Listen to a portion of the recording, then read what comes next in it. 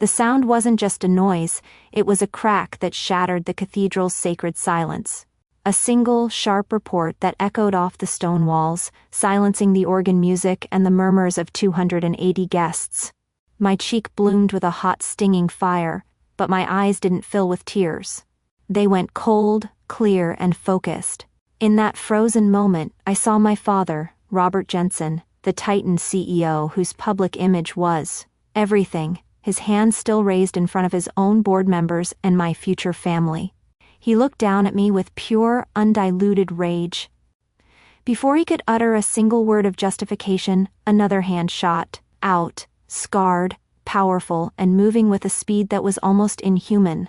It clamped around his wrist like a steel manacle. It belonged to my fiancé, Commander Alex Riley, a Navy SEAL whose quiet intensity could stop a man's heart. His voice was impossibly low, yet it carried through the entire hall, a blade of pure command. "Sir, you will remove your hand, now." For the first time in his life, my father looked genuinely afraid. Just 30 seconds earlier, I was standing opposite Alex, the light from the stained glass windows, dancing on the 3 miniature military medals pinned to the sash of my wedding dress. They were small, unassuming, but to me, they represented a world I could never share with my family. They were a quiet promise to myself, a way to finally stitch my two selves together. My father stepped forward, ostensibly to give me away, but he leaned in close, his expensive cologne thick and suffocating. His voice was a venomous hiss meant to poison this moment just for me. "What are those childish trinkets?" He seethed, his eyes locked on the medals. "You look ridiculous. You're embarrassing the family in front of my board members. Take them off." His words were just another entry in a long, invisible ledger of slights and dismissals. The missed recitals, the condescending pats on the head, the constant praise reserved for my brother's minor business wins. It all echoed in that single cruel demand. I looked him dead in the eye, my own voice quiet but unyielding. "No, Dad. They were earned." The fury that twisted his features was instantaneous, the narcissistic rage of a powerful man being defied by the one person he always considered irrelevant. He saw it as the ultimate public disrespect from his disappointing daughter. In his world, defiance was a threat to be neutralized, and in front of his peers, it was an unforgivable sin. And that's when his hand came up, fast and hard, across my face. To my father, the world was a simple equation of profit, power, and perception. As the CEO of a global tech firm, he moved through life collecting influence the way other people collect stamps, and he expected his family to be polished reflections of his success. My brother, with his easy charm and sales bonuses, fit that mold perfectly. I, on the other hand, did not. In his eyes, I was a strange, quiet creature who had chosen a life of baffling obscurity. He gave me a nickname when I told him I'd taken a government job in Maryland. The Librarian. He'd say it with a chuckle at expensive restaurants, right after boasting about his latest acquisition. My daughter, the librarian, he'd announced to his friends, tucked away with her books and her databases. Very stable. Great benefits, I hear. He had no desire to understand what I actually did. It was enough to label it, shrink it down to something harmless and small, and file it away. The condescension was a constant, low-grade hum in the background of my life, a frequency only I seemed to hear. I remember one family dinner, a celebration for my brother's promotion to regional vice president. The champagne was flowing, and my father stood to make a toast, his voice booming with pride. He spoke of legacy, of ambition, of seeing himself in his son. Later, when there was a lull, I mentioned I'd received a commendation at work. My father barely looked up from his steak. "That's nice, honey," he said, the dismissal barely veiled. "Another government participation trophy?" In that moment, I didn't just hear his words. I saw the 20 years of report cards he never looked at, the academic scholarships he called cute, the master's degree he forgot I was even pursuing. It was all there, shimmering in the reflection of his wine glass, a lifetime of my achievements rendered invisible. My mother, Carol, a woman who treated family peace like a delicate, priceless vase, noticed my silence. Later, in the powder room, she smoothed down my hair and whispered, "Just let him have this. His world is so high pressure. He doesn't understand your hobby. A hobby. That's what my life's work was to them. The truth is, I don't work in a library. I work in a place with no windows, a secure data facility where the only sound is the quiet hum of servers processing trillions of bits of information per second. The technical term for my job is Senior Cryptanalyst for the National Security Agency, specializing in signals intelligence. I don't handle books. I hunt for whispers in the static of global communications. My call sign, the name I'm known by in the community that actually matters, is Oracle. While my father was on a golf course laughing with other executives, I was staring at cascading lines of code, my face illuminated by the glow of the screen. I was parsing the data stream from a contested region, searching for a ghost, a high-value target whose communications had gone dark. The work is painstaking, like trying to assemble a puzzle in the dark with pieces you can't even see. But then, you find a sliver of something. A repeated encryption error, a faint digital signature that shouldn't be there. I found that sliver. I cross-referenced the corrupted data packet with drone surveillance intel and began to build a picture. It wasn't just a ghost, it was a hunting party. They were using a sophisticated new method to mask their communications while they closed in on their prey. I spent 12 straight hours authenticating the threat signature, my fingers flying across the keyboard. When I finally pinpointed their location and their target, a cold dread washed over me. It was a planned, complex ambush, aimed directly at a U.S. Navy SEAL team operating deep in hostile territory. My report went up the chain of command in minutes. There was no public praise. There was no toast at dinner. The next day, my team lead, a stoic colonel who rarely spoke, walked over to my station. He placed a single sheet of paper on my desk, a formal commendation for meritorious service. It was the paperwork for one of those medals my father found so embarrassing. All the colonel said was, "Good work, Oracle." In his world, those 3 words were worth more than any sales bonus. That commendation saved 12 lives, and one of them was Alex's. He was the ground commander of that SEAL team. It took him 6 months to cut through the red tape and find the analyst known only as Oracle. He didn't want to thank me for saving his life, he wanted to understand how I had done it. He wanted to meet the mind that had seen the trap he couldn't. Our first date was a 3-hour conversation about threat matrix analysis and predictive intelligence modeling. He didn't see a librarian.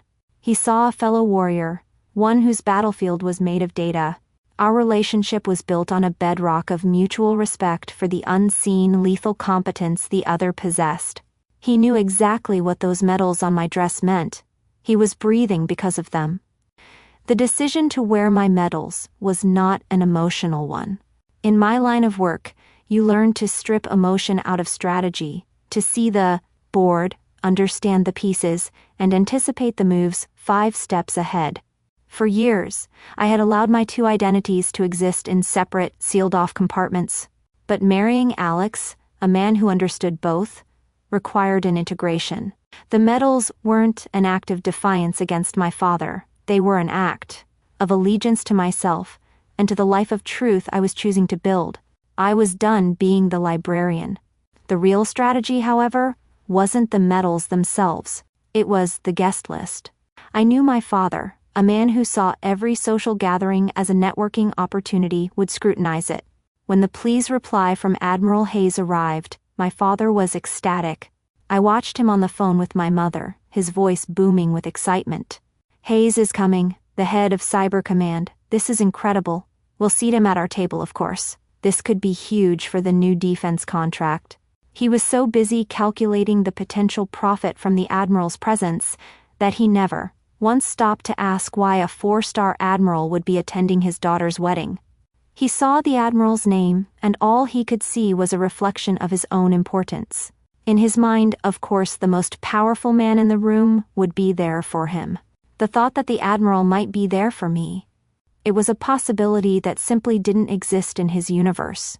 He was a king in his own kingdom, completely unaware he was about to step onto foreign soil where his crown meant nothing. On the day of the wedding, I met Admiral Hayes during the receiving line. He was a stern, authoritative figure, whose quiet gaze could assess a person's entire character in a single handshake. When he got to my father, he was polite, professional, and coolly distant. But when he turned to me, his eyes held a different kind of light. He gave a crisp, respectful nod. "Miss Jensen," he said, the title a mark of professional respect. "Glad I could be here." It was subtle, a communication so nuanced that my father missed it entirely, blinded by his own ego. He just saw a powerful man being reserved, and assumed it was a challenge to be won. The air in the cathedral was thick with a silence so profound you could feel it pressing in. Alex's hand remained locked on my father's wrist, an immovable object of scarred flesh and bone against my father's manicured cuff. My father, his face a mottled canvas of purple and red, struggled for a moment, the illusion of his power evaporating in the grip of a man who dealt in actual life and death. He spat the words at Alex, his voice a low, guttural tear in the silence. "You're just a soldier. You don't know who I am." Alex's grip tightened, his knuckles white. He didn't raise his voice. He didn't need to. He leaned in just enough for his next words to feel like a physical impact. "I know exactly who you are," he said, his voice cold and precise. "But you have no idea who she is." And that's when it happened. From the front pew a figure rose. Admiral Hayes. He didn't move quickly, but every person in that hall, from the titans of industry to the society columnists, found their eyes drawn to him. The 4 stars on his uniform seemed to pull the light from the room, creating their own gravity. He walked calmly, deliberately, toward the altar, his polished shoes making no sound on the stone floor. The silence, which had been tense, now became absolute, reverent. He stopped before us, his gaze sweeping over the scene with an air of profound disappointment. He looked directly at Alex. "Let go of him, Commander," he said. It wasn't a request. It was an order from the top of a chain of command that my father didn't even know existed. Alex instantly released his grip, stepping back into a perfect parade rest. The Admiral then turned his full 4-star attention on my father, and I watched the last vestiges of blustering rage drain from my father's face, replaced by a dawning, horrified confusion. He was facing a power he couldn't buy, a man whose authority was earned in situations he couldn't even imagine. "Robert," the Admiral began, his voice not loud, but carrying the unmistakable weight of command. It filled every corner of the church. "You seem to be under a misapprehension about those trinkets on your daughter's dress." He raised a hand and pointed to the first medal, the one on the far left. "That is the Defense Meritorious Service Medal. It was awarded to your daughter for identifying and neutralizing a foreign cyber attack that would have crippled our eastern seaboard's power grid. We calculated it saved the economy over $50 billion and prevented untold chaos. While you were worried about quarterly earnings, she was preventing a war." My mind flashed to the 72 sleepless hours I'd spent in a secure facility, fueled by cold coffee and the adrenaline of the hunt. My father had called during that time to complain I was being antisocial. The Admiral's finger moved to the second medal. "This one is the Joint Service Commendation Medal, with a V for Valor device. A rare honor for a non-combatant. It was awarded for providing direct intelligence support under hostile fire that led to the rescue of a downed pilot. She was fed live data from the field, and while people were trying to kill our rescue team, she guided them through a hostile city from 6,000 miles away, using nothing but her mind." He gestured with an open hand toward Alex, who stood like a statue beside me. "And this third medal. This one was awarded for the signals intelligence work that saved Commander Riley's team from being wiped out in a targeted ambush. She heard the enemy breathing down their necks in the digital static. She found them, she tracked them, and she got our men out." The Admiral's eyes bored into my father's. "The man you just insulted, the soldier whose wedding you are ruining, is standing here today because of your daughter's hobby." He took one final, deliberate step closer, his voice dropping slightly but losing none of its power. "Your daughter is not a librarian, Robert. She is one of this nation's most vital intelligence assets. A patriot of the highest order. The men and women in uniform you see here today are not simply guests of the groom." He paused, letting the weight of his next words settle. "They are here for her. They are here to honor one of their own. I finally looked away from the Admiral, and at my father. His face had collapsed. It was the face of a man whose entire reality had been dismantled, brick by brick, in front of everyone he had ever tried to impress. His board members were staring, their mouths agape. His friends looked horrified. He was publicly, irrevocably unmade, exposed not just as an abuser, but as an ignorant, oblivious fool by an unimpeachable authority. The foundation of his world, his carefully constructed image of power and knowledge, had been shattered. My father didn't say another word. He simply stood there, a hollowed-out version of the Titan he'd been just minutes before, his expensive suit suddenly looking like a costume on a broken man. My mother, her face a mask of pale, horrified shock, took his arm and gently but firmly guided him down the aisle. They didn't go to their seats. They walked straight out of the heavy oak doors and out of the church, disappearing from the life I was about to build. The Admiral gave me a single confirming nod before returning to his seat. A profound silence settled over the remaining guests. It was a silence of shock, of awe, of a story that would be whispered about in boardrooms and at cocktail parties for years to come. The officiant looked at me, his expression full of concern, unsure of how to proceed. I felt Alex's hand find mine, his grip warm and steady. I turned to him, and in his eyes I saw not a warrior but my partner, my equal. I then looked back at the officiant, my voice clear and unwavering, carrying through the still air. "We're ready to continue." And so we did. The rest of the ceremony wasn't what we had originally planned. It was better. The stiff formality evaporated, replaced by something raw, real, and incredibly powerful. When we were pronounced husband and wife, the applause that erupted felt different. It wasn't just polite celebration, it was a roar of approval, of solidarity. The reception became a true gathering of family, my new family. I spent the evening laughing with SEALs who treated me not like a fragile bride but like a revered asset. Their wives shared stories of their own, creating an instant bond of shared sacrifice. My father's world of empty power was replaced by a community built on earned trust and mutual respect. For the first time in my life, I felt completely and utterly seen. 8 months passed in the quiet way that real life does. The world kept turning, threats continued to emerge, and my work continued. But something fundamental inside me had shifted. The quiet chip on my shoulder, the constant low-grade ache of being undervalued, was gone. I walked into work one Monday morning and stopped in front of a new door. On a polished plaque were the words, "Section Chief, Transnational Threat Analysis." It was a significant promotion, a position of immense responsibility leading my own team of analysts. My new office wasn't large or ostentatious like my father's had been. It was functional, secure, and at the heart of the action. Leading my first briefing in the operations vault felt less like a job and more like a calling.